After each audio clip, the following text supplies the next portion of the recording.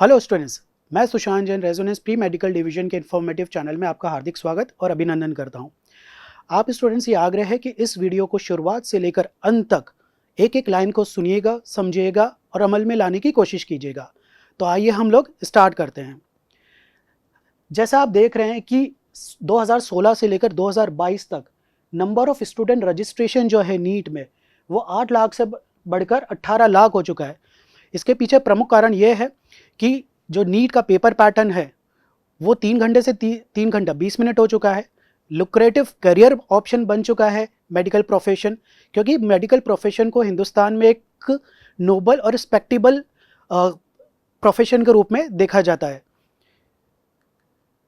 अब हम बात करते हैं टोटल मेडिकल सीट्स के ऊपर। जो टोटल मेडिकल कॉलेजेस है इंडिया में वो है 641 और टोटल मेडिकल सीट जो है वो है 97,293।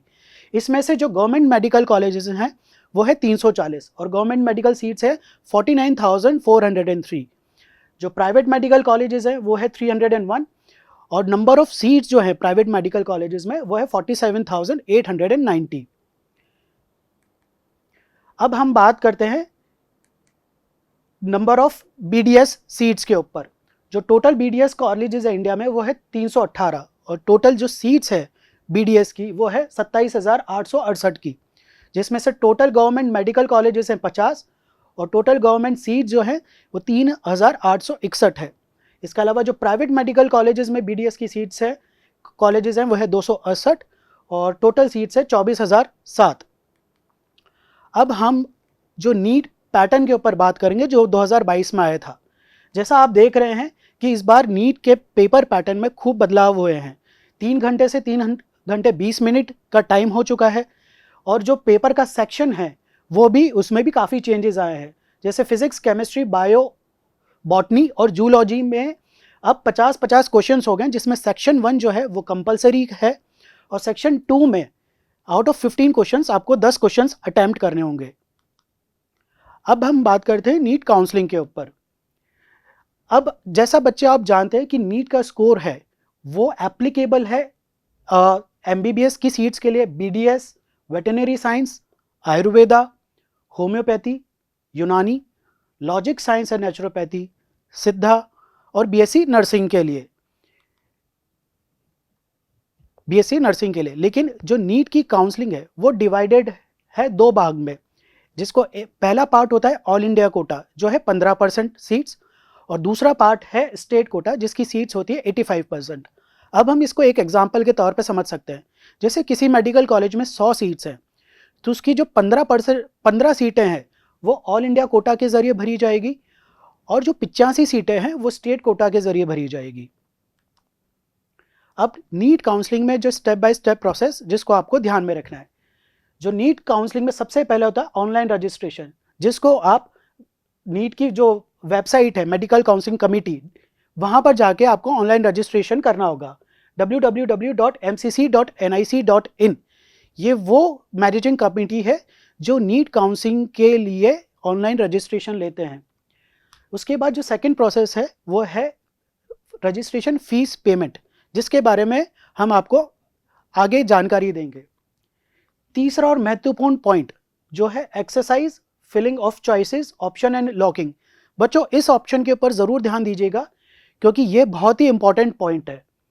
और चौथा है जब आप एक्सरसाइज फिलिंग कर देते हैं और अपनी चॉइस लॉक कर देते हैं उसके बाद आता है declaration of result seat allotment, जो आपको वापस से एमसीसी मेडिकल काउंसलिंग कमेटी की वेबसाइट पे ही मिलेगी जो है www.mcc.nic.in। देखिए बच्चों, ये पोर्टल है मेडिकल काउंसलिंग कमेटी का। यहाँ पर जाके इस वेबसाइट पे जाके आपको ऑनलाइन रजिस्ट्रेशन करना है और यहाँ पर वही जानकारी आपको फिलअप करनी है जैसे कि आपने नीट के पेपर में एप्लीकेशन फॉर्म में फिलअप की थी। ये वो स्टेट वाइज वेबसाइट्स की लिस्ट है जहाँ पर जाके आपको जो स्टेट कोटा 85%, यहाँ पर जाके भी आप आपकी इंडिविजुअल जहाँ के भी आप डोमिसाइल हैं उस स्टेट की वेबसाइट पे जाके आपको ऑनलाइन रजिस्ट्रेशन करना पड़ेगा। अब जो 15% सीट्स हैं ऑल इंडिया कोटा की उसके जरिए जो एमसीसी है जो काउंसलिंग करती है वो 15% ऑल इंडिया कोटा के लिए काउंसलिंग करती है, 100% जो डीम्ड यूनिवर्सिटी की सीट्स है उसके लिए काउंसलिंग करती है, 100% सेंट्रल यूनिवर्सिटीज़ जैसे Delhi university, Aligarh Muslim university, BHU Banaras Hindu university की जो सीट्स है, यानी कि दिल्ली यूनिवर्सिटी की जो भी 85% सीट्स है उसकी भी काउंसलिंग एमसीसी करेगी। इसके अलावा 100% सीट्स ESIC की, AFMC का सिर्फ रजिस्ट्रेशन पार्ट एमसीसी करती है, 100% सीट्स ऑफ GGSIPU यानी कि गुरु गोविंद सिंह इंद्रप्रस्थ यूनिवर्सिटी जिसके अंदर Vardhman Mahavir medical college, Safdarjung medical college, Atal Bihari Vajpayee institute of medical sciences और राम मनोहर लोहिया कॉलेज, इसकी 15% ऑल इंडिया कोटा और 85% स्टेट कोटा की जो काउंसलिंग होगी वो भी एमसीसी के द्वारा ही होगी। 100% seats of AIIMS, 100% seats of JIPMER और BSc नर्सिंग की भी जो काउंसलिंग है वो एमसीसी की जरिए ही होगी। अब हम बात करते हैं कि जो 15% ऑल इंडिया कोटा के बारे में बात कर रहे हैं उसमें क्या क्या इंक्लूड है। 15% एमसीसी ऑल इंडिया कोटा का मतलब है कि MBBS BDS की जो सीट्स एक्सेप्ट जम्मू और कश्मीर उसकी 15% सीटें ऑल इंडिया कोटा में काउंट होती है। BHU बनारस हिंदू यूनिवर्सिटी की MBBS BDS की 100% सीटें 15% में और AIQ में काउंट होती है। एम्स की अक्रॉस MBBS की 100% सीटें 15% AIQ में काउंट होती है। 15% सीटें of AMU Delhi university, Vardhman Mahavir medical college, Atal Bihari Vajpayee institute of medical sciences की भी 15% सीटें AIQ की सीट्स में काउंट होती है। इसके अलावा जो फैकल्टी ऑफ डेंटिस्ट्री है जामिया मिलिया इस्लामिया की ऑल इंडिया कोटा की जो सीट्स हैं सारी की सारी वो भी AIQ में काउंट होती है।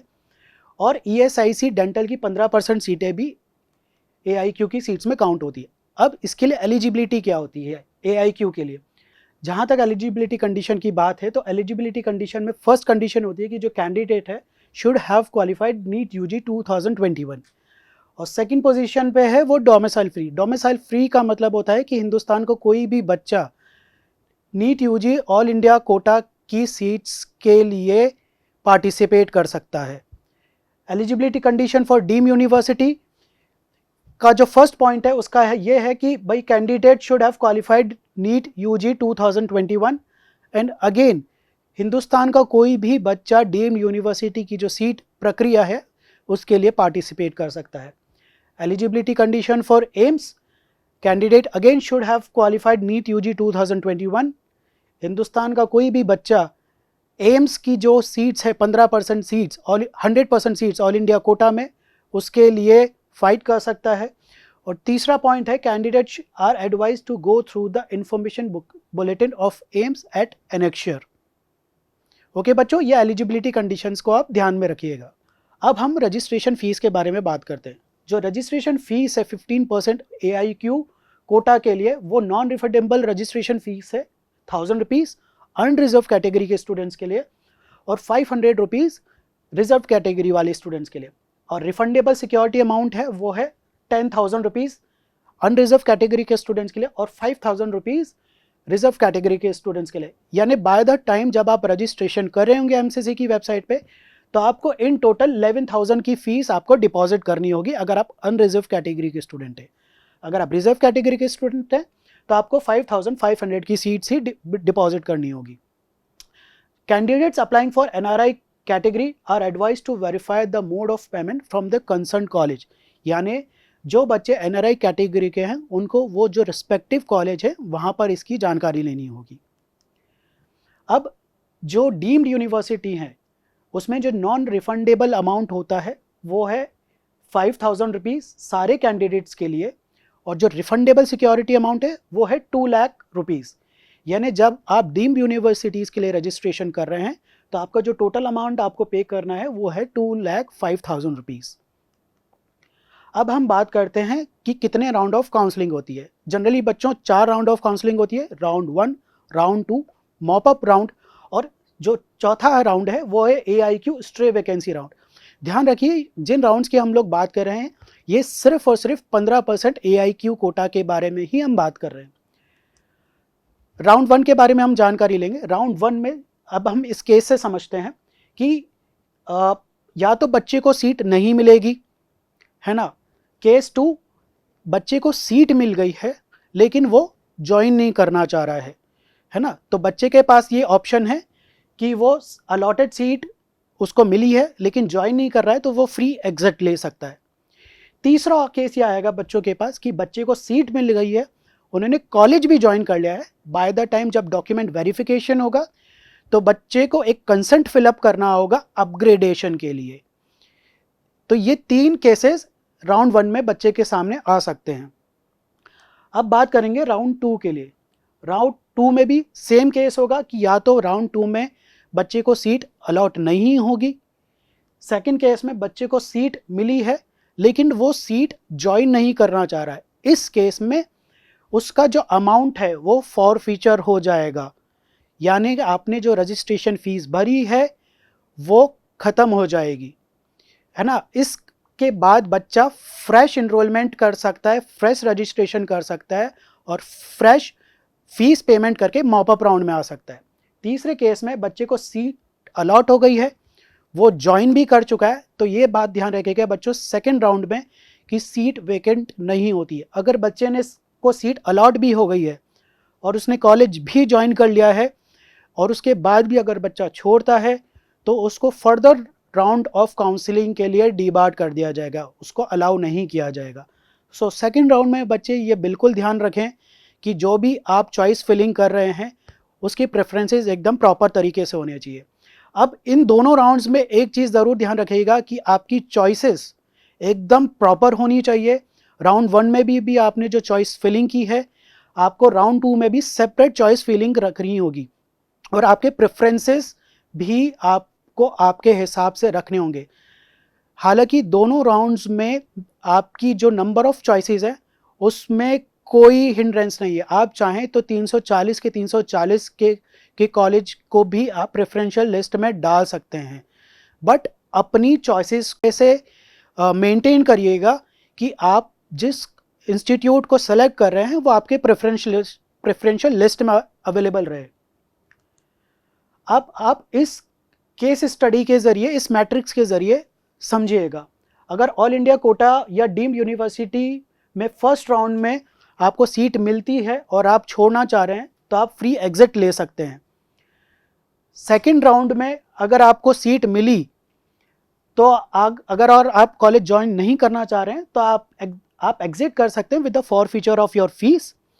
और अगर आपको सीट मिली और आपने कॉलेज ज्वाइन भी कर लिया तो फिर आप, और उसके बाद भी आप सीट वेकेंट करते हैं तो आप इनएलिजिबल हो जाओगे फर्दर काउंसलिंग के लिए। सेम चीज़ें स्टेट कोटा में भी आती है एज इट इज। और उसके बाद अगर आपको मॉप अप राउंड में जाना है तो आप सेकेंड राउंड में फॉर फीचर करके फीस को मॉप अप राउंड में फ्रेश रजिस्ट्रेशन के साथ जा सकते हैं। कुछ FAQs हैं जिसके जरिए आपकी जो क्वेश्चंस हैं वो और बेहतर तरीके से सॉल्व हो सकेंगे। जैसे कि क्या कोई रिस्ट्रिक्शन है form filling number of choices पे इंस्टीट्यूट के MBBS, BDS, NSC nursing courses के लिए? तो मैं आपको जानकारी के लिए बता दूं, कोई रिस्ट्रिक्शंस नहीं है फॉर्म फिलिंग के लिए। आप सारे के सारे कॉलेजेस चूज़ कर सकते हैं, लेकिन आपकी प्रेफरेंस आपके हिसाब से रखिएगा ताकि आपको जो कॉलेज चूज़ करना है, जो कॉलेज चाहिए, वो आपकी प्रेफरेंशियल लिस्ट के टॉप पे मौजूद हो।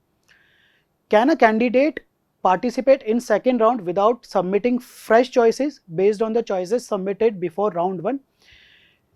नहीं। अगर आप सेकेंड राउंड में बिना किसी फ्रेश चॉइसेस के जाना चाहते हैं तो बिल्कुल अलाउ नहीं किया जाएगा, क्योंकि जैसा मैंने आपको पहले बताया राउंड 1 और राउंड 2 दोनों राउंड्स में आपको आपकी चॉइसेस फिलअप करनी होगी और उसको लॉक करना होगा। अगर आपने अपनी चॉइसेस लॉक नहीं की तो वो ऑटोमेटिकली लॉक मानी जाएगी, उसके बाद आप उसमें कुछ भी चेंजेस नहीं कर पाएंगे। Question number 3, after I join second round of counselling of all India quota, deemed, central, AIIMS, JIPMER, nursing, can I leave or resign to join state quota or private colleges? देखिए बच्चों, second round के बाद जैसा मैंने आपको बताया कि आपको अलाउ नहीं किया जाएगा कि आपको कोई सीट मिल गई और आपने उसको ज्वाइन किया और उसके बाद आपने वेकेट करने की कोशिश की, तो आपको फर्दर राउंड ऑफ काउंसलिंग के लिए इनएलिजिबल घोषित कर दिया जाएगा। तो इस चीज़ को बिल्कुल ध्यान में रखिए कि सेकेंड राउंड की गंभीरता को समझते हुए जो भी सीट आपको मिल रही है आपकी चॉइसेस के अकॉर्डिंग, उसको ज्वाइन कर लें। Question number 4, what documents are required at the time of joining and reporting in allotted medical, dental and nursing college. तो ये जो लिस्ट ऑफ डॉक्यूमेंट्स हैं वो आपको at the time of joining the college, जब आप कॉलेज में जाएंगे तो आपको ये वाले डॉक्यूमेंट्स आपको वहाँ पर प्रोड्यूस करने होंगे। Document number 1, allotment letter issued by medical counselling committee. Document number 2, admit cards of exam issued by NTA। Document number 3, जो आपको रिजल्ट और रैंक लेटर इश्यू होगा नेशनल टेस्टिंग एजेंसी के जरिए, वो डेट ऑफ बर्थ सर्टिफिकेट जो आपके matric certificate में मेंशन्ड है, वही डेट ऑफ सर्टिफिकेट आपको प्रोड्यूस करना होगा। पॉइंट नंबर 5, क्लास 10th का certificate. Point number 6, class 12th का certificate. Point number 7, class 12th की marksheet. Point number 8 passport size photograph जो आपने आपके एप्लीकेशन फॉर्म भरते वक्त लगाया था, सेम टू सेम वही 8 फोटोग्राफ आपको काउंसलिंग प्रोसेस के वक्त भी प्रोड्यूस करने होंगे। Point number 9, proof of identity, आपका identification proof, it can be Aadhaar card, PAN card, driving licence or passport. और point number 10, the candidate should also bring the caste certificate. अगर आप किसी रिजर्व कैटेगरी के को बिलोंग करते हैं, PWD कैटेगरी के को बिलोंग करते हैं, तो उसका कास्ट सर्टिफिकेट भी आपके पास मौजूद होना चाहिए। अब बच्चों, चॉइस फिल्म कैसे करते हैं आप ये टॉप रैंकर्स वाले स्टूडेंट्स के जरिए समझ सकते हैं। लास्ट ईयर जो टॉप 100 रैंकर्स स्टूडेंट थे नीट में, उनकी चॉइसेस ये थी।